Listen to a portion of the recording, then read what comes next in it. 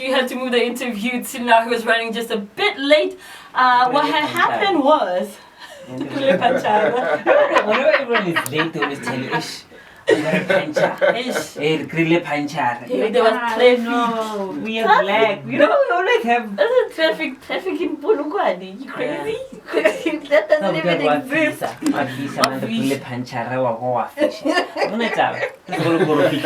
Yo, he's here in the building. He's amazing. He's an amazing soul. He's just one of those people where as soon as he got in, you could feel the positivity in the building. So I'm just happy he's right here. My God! The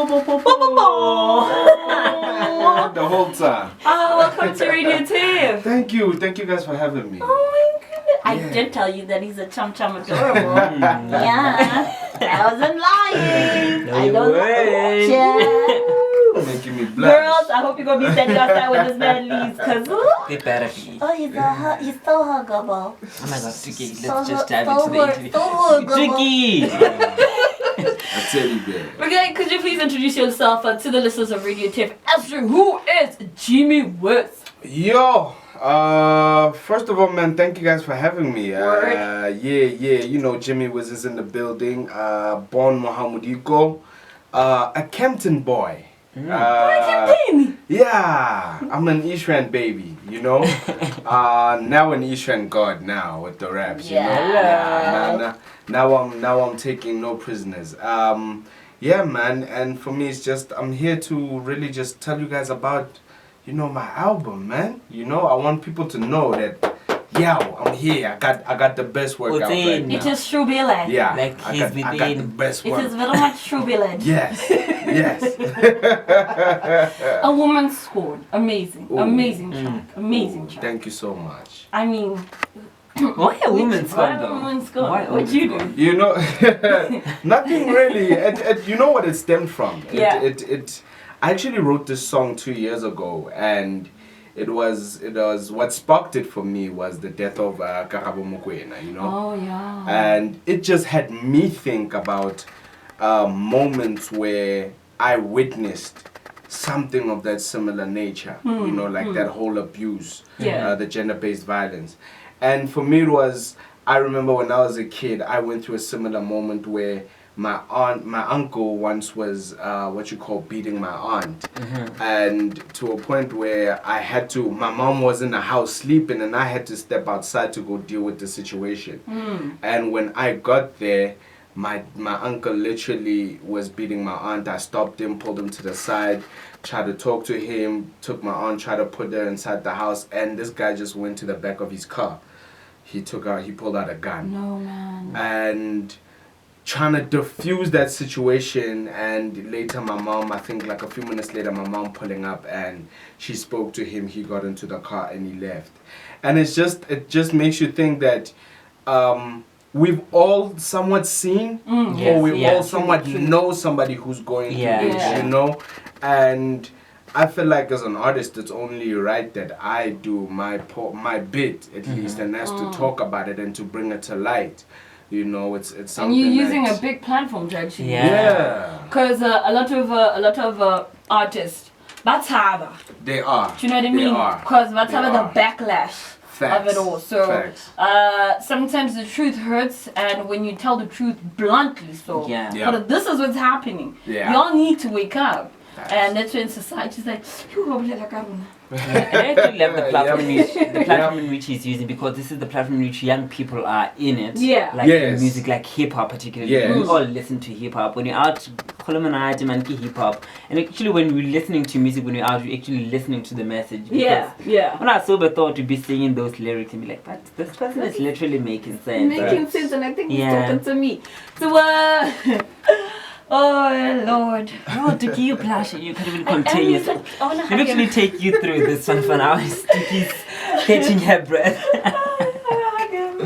Well, if you could actually take us through, when did you fall in love with hip hop? When did your hip hop career commence? When did you? Wow, I fell in love with hip hop, I think, at a very extremely young age. What happened with me actually was a crazy transition from going from a jazz lover, because my dad was a jazz lover. And I grew up a lot of the times just rolling with him, and he'd take me to these jazz concerts that they'd have. And when my brothers started growing up, they fell in love now with hip hop. Yeah. And I would literally be this little kid, like yay high, knee high, just looking at my big brothers at the back of the house. They come through with their friends and they just having ciphers, and it's like, yay. Oh my goodness, what is this? This is fascinating, you know? I mean, these guys are telling stories and they're actually rhyming. Yeah. And when I started listening to the music, you'd find the incorporation of the very same jazz my dad loved. And it was sampled and it was made into something brand new, something for the kids. That's when I literally fell in love with hip hop, and I've never ever looked back. Wow. Glad you didn't. Wow. You know, I haven't. So love at first sight. You know, when the question is like, when did you fall in love with hip hop? Remember, what is it? Love and Basketball. Love and Basketball. When did you fall in love with hip hop? Hey. So in 2010. Yes. You and your friends, 3 friends, started a hip hop group called Peace Stat. Popularity Status. Yes, Popularity Status. Yes. And are you guys still together, or y'all are concentrating on your solo careers? Me and my producer Dab are still together, and we're just right now focusing on building the Jimmy brand. Yeah. The other individual, Teardrop, he's really just focusing on himself right now. And yeah, man, we're just doing us. The only thing we could ever do, and the only thing we all know, is just music. Music, yeah. You know, but at this point, groups aren't really meant to last as long as people think they are. Look at Destiny's Child. You see what I'm saying? You see what I'm saying? How? I believe we all get to understand that we grow, and as we grow, and you learn. Yeah. Just use it as a stepping stone. Yeah, it is. Yeah. So you have been making appearances across the country. Television, radio, right? Yes. How has those appearances helped your career this far? They've really helped. I think they've garnered, or they've solidified my current fan base. Yeah. And it's gone into a ripple effect where now it's like word of mouth. You know, there's nothing. You know, there's people that know who you are and believe in you. Yeah. And then they tell people about you, but it's like, man, we ain't seen this dude anywhere. And then the minute you start appearing, they say, you see, that's and then their friends start following. They tell extra people, and it's just built a very huge following network for me. Wow, I like it for the JimmyWiz. I like it for the JimmyWiz. So you have 2 new singles out. We spoke about A Woman's Scorned, and as well as Linda. Yes. Who did you work with on these tracks? So on these tracks, particularly, I worked with Dub Mandela. Did the production for the entire album. I can't go anywhere without Dub. Yeah. And then on the intro for A Woman's Scorn, I featured a very lovely friend of mine named Gugu Zwane. And then on Linda, I featured a very, very sensational vocalist, and she's like, you guys are about to know about her. She's called Kalo. Yeah, she's part of the team. She is super amazing. And yeah, man. And on the end of actually Linda, when you guys get to listen to it, there's a voice note from the guy whom I wrote about his story, about his love interest, Linda, his now wife. And he kind of speaks at the end of it to just like tell you guys how he feels about her and tell her how he feels about her. Love, baby, love. Love. So it's really how it happened for me. I was sitting in the room with him in the studio, and he was just telling me this love story about how he met Linda. Yeah. You know, and what happened was he literally only met her once, never saw her for 5 years, and on the 5th year, they literally met again on a cruise ship. And he remembered her the whole time. Nice. He finally approached her, told her how he felt.